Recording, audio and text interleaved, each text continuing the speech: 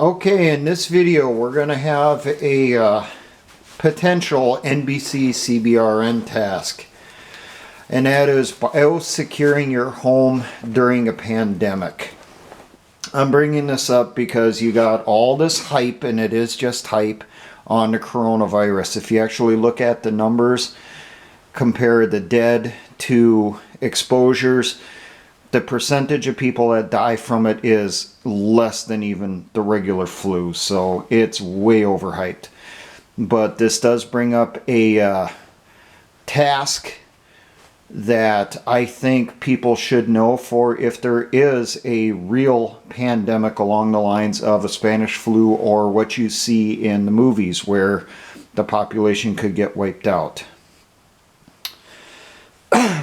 Now, first I'm going to go with the shameless plugs, because I haven't done it in a long time. If you like my videos, I have a shadow channel over at BitChute where I'm still working on uploading the majority of my videos that are on YouTube over there.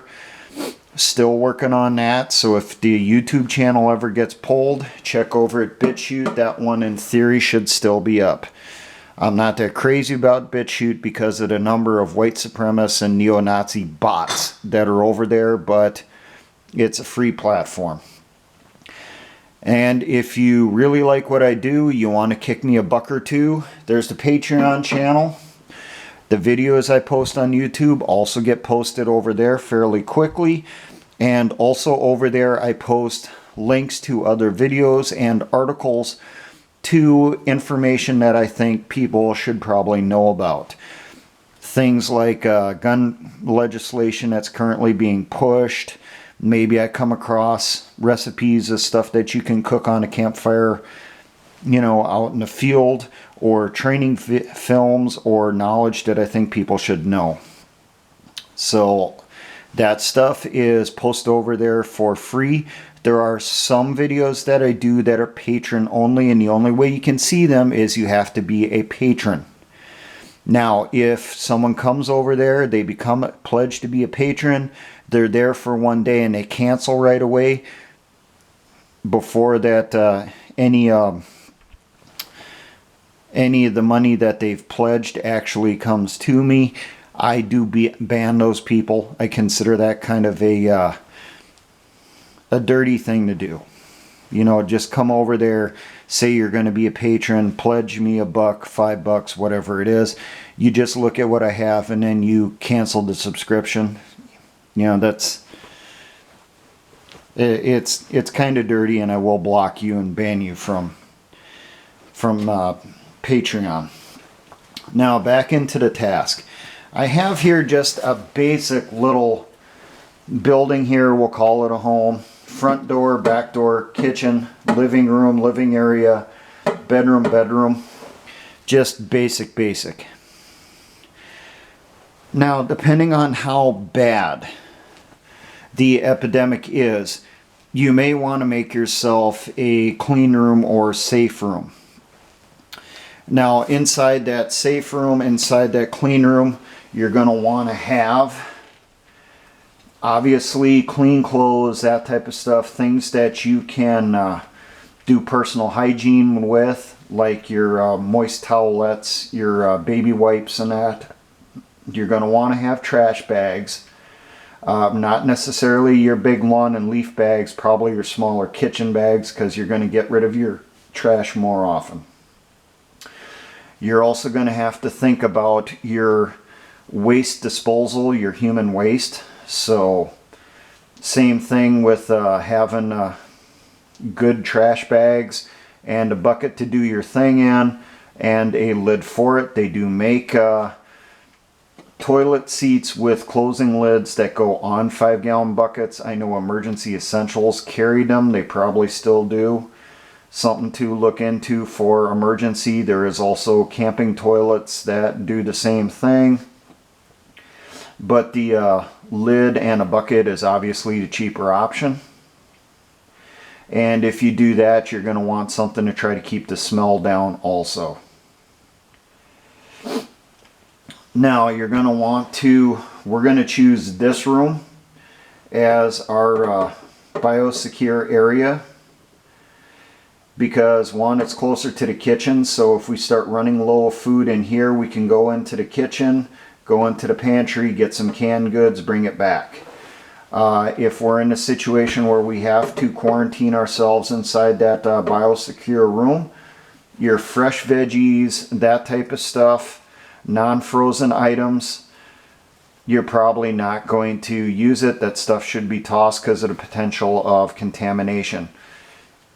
You're also going to want to keep your refrigerator closed and your freezer closed to try to keep that food, you know, get it to last longer. But if it's sitting out on a counter, sitting out on a table, it's going to be a write-off.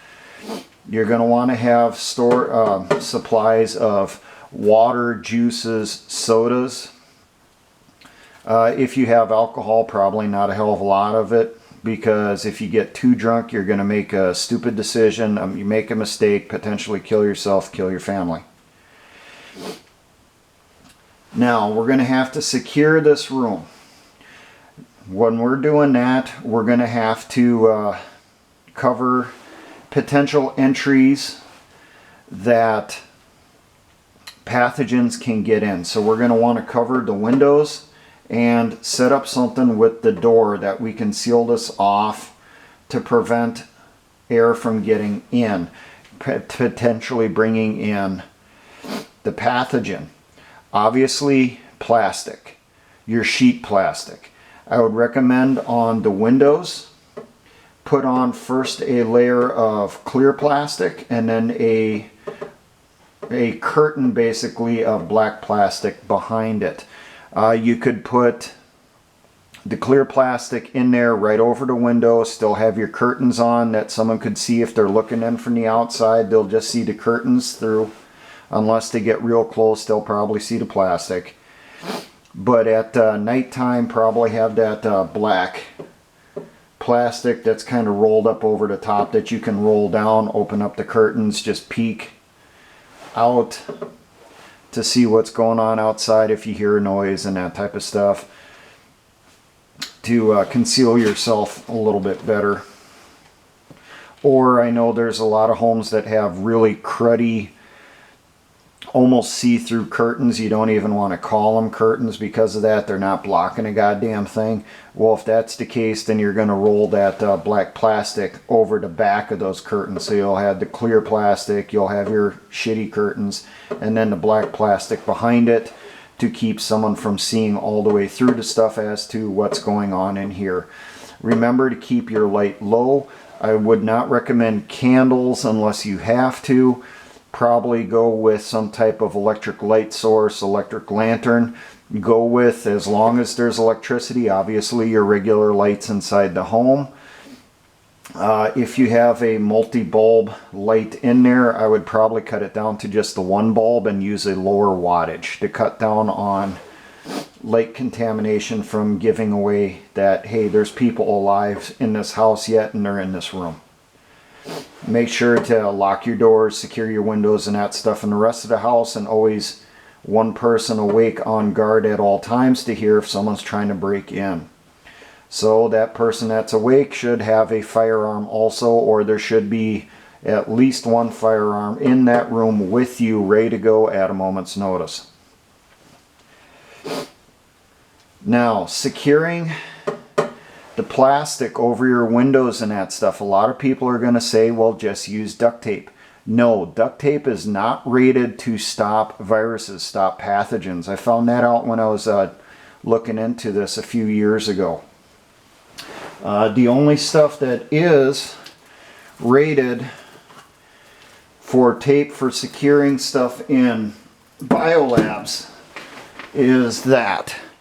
That is capillary chemical tape, or chem tape. See if I can get a good picture for you here.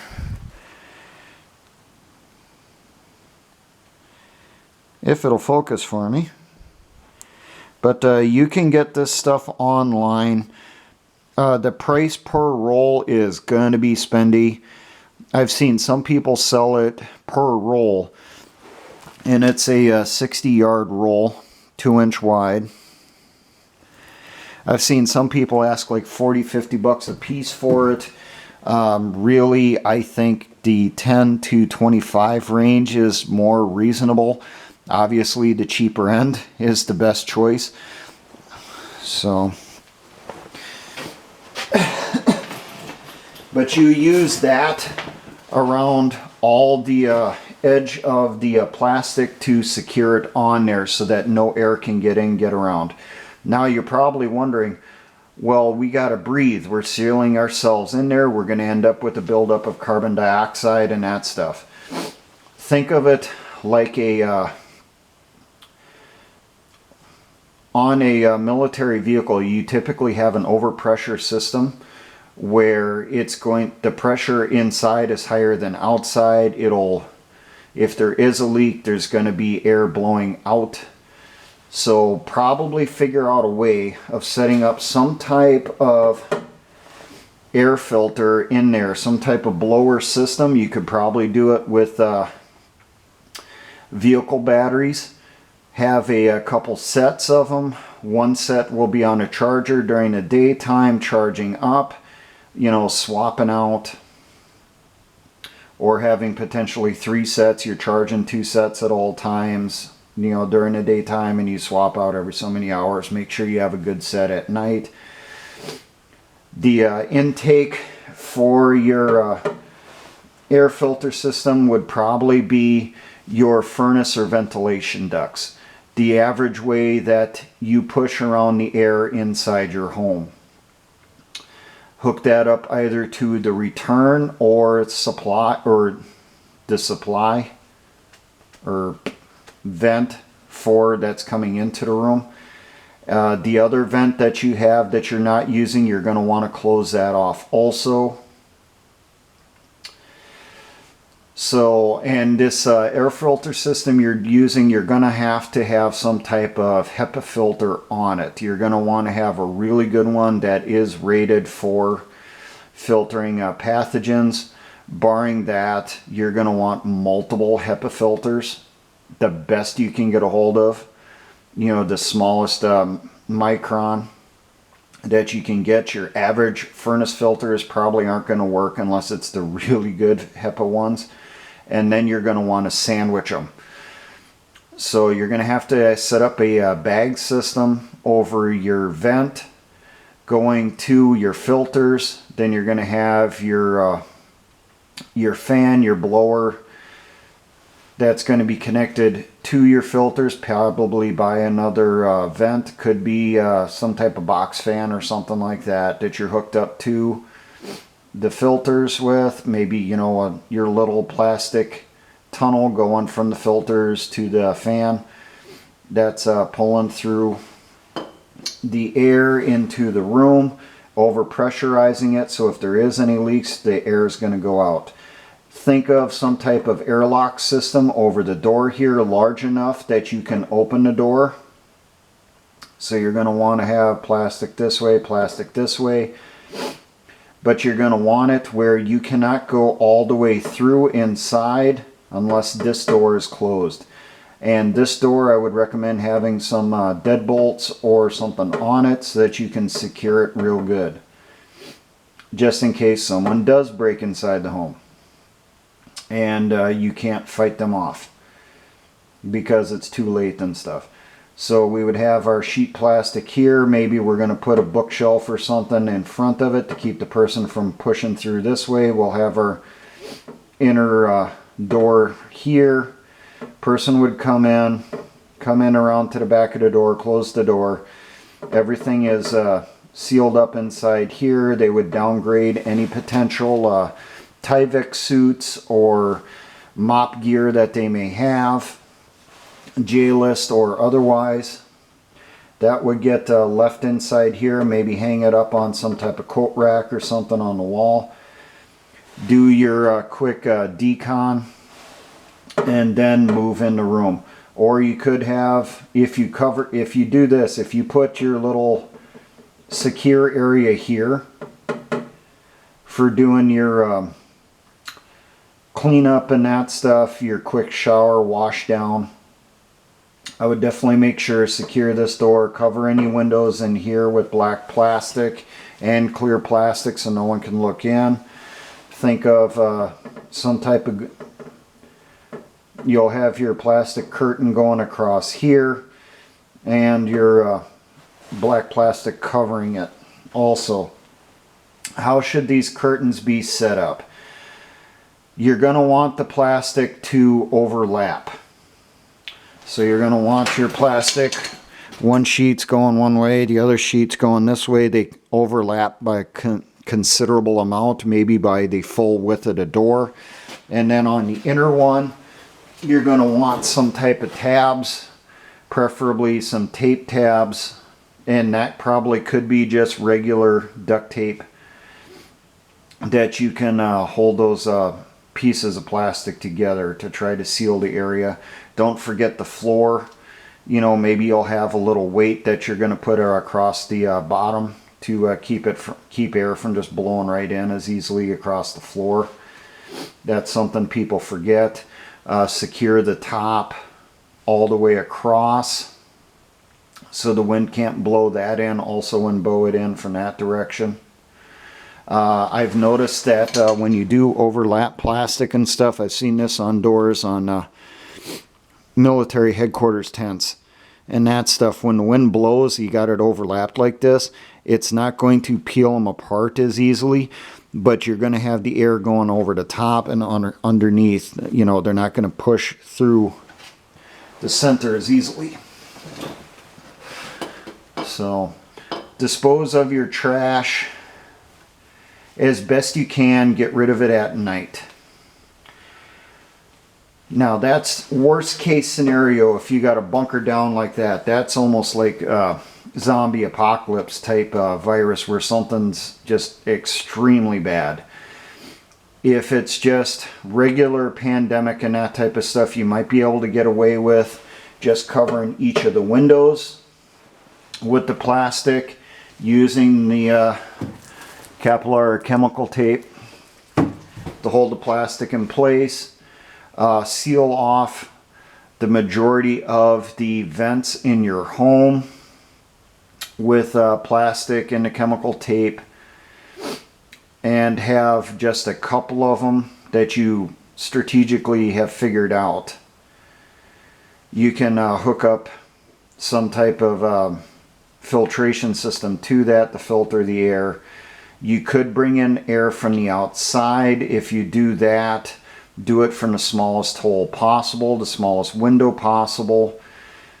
Same thing, you're going to want to try to conceal that, hey, there's a fan running through here, it's pulling in through a filter, and that stuff as best you can. Human waste, you can flush a toilet even with the electricity being out.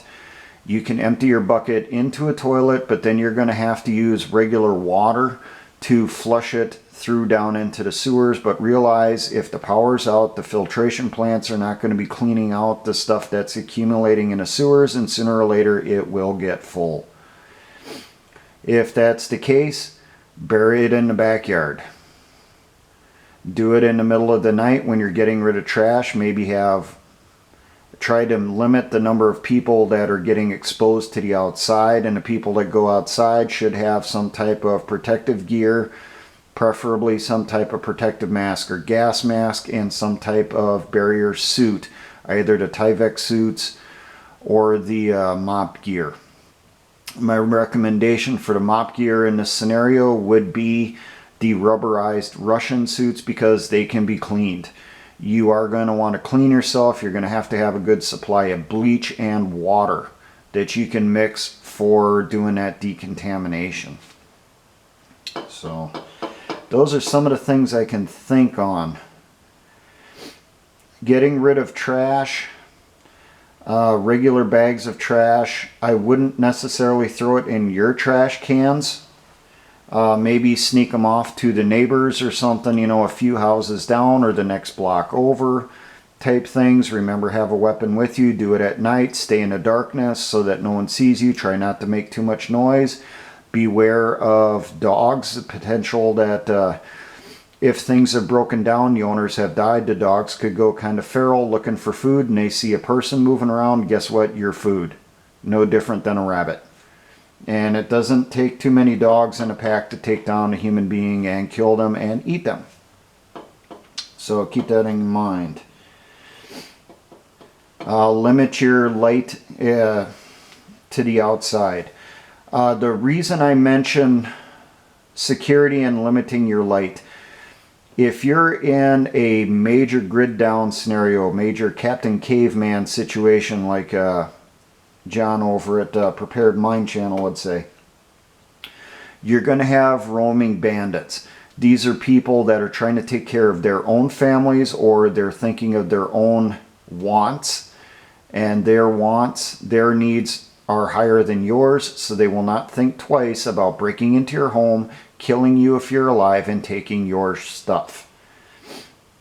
That's why you're trying to make it look like no one's home, that there's nothing there in the place, maybe that it's already been looted. You know, maybe you'll toss some trash, break some furniture, toss it out at the front of, you know, the front, the door, back door, make it look like someone's already been through there, took the best of the stuff, and there's nothing left. You're trying to conceal yourself.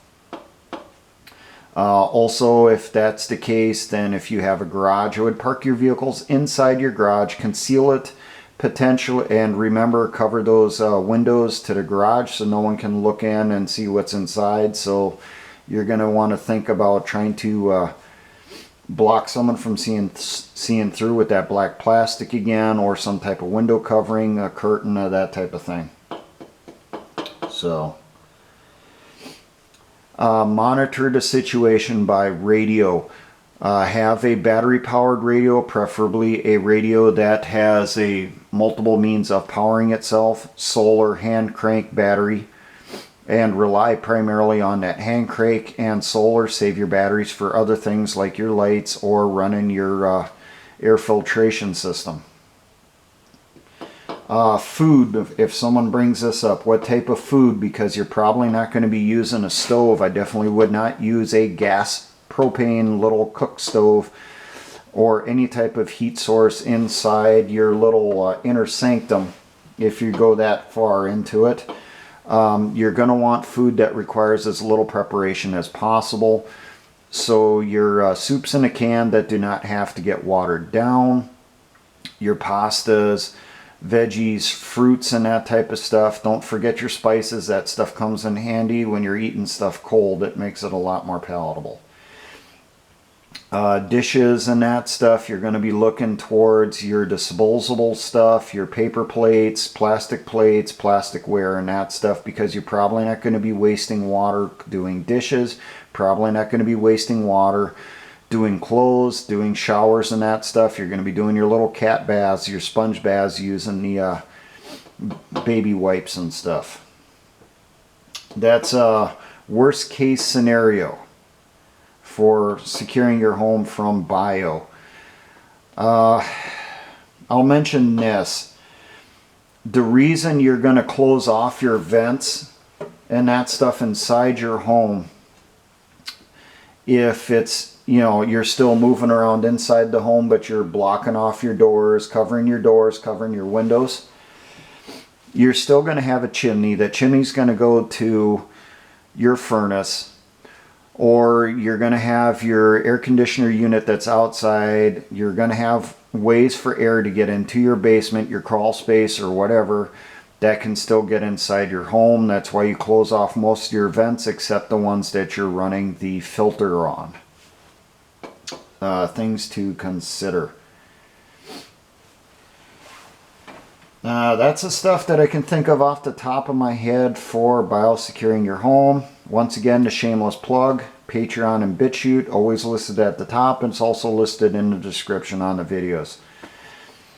Anyone else has some things to add to this, post it in the comments section. I do not want to see a giant discussion on how coronavirus is going to destroy the human population and it's going to wipe out the planet. Ain't gonna fucking happen. Coronavirus is not that bad. It's being overhyped so that they can expand the police state further to get you to accept even more intrusive things in your life. It's also meant to keep us from standing up against what they're trying to ram through in legislatures across this country in the United States currently. Trying to get everyone scared to stay at home and that stuff. Don't get together. Don't contact your legislators and let them know that you don't like this legislation. That is stripping you of your constitutional rights. Now, for all my engineer brothers in the Patriot and militia movements, always remember, essayons.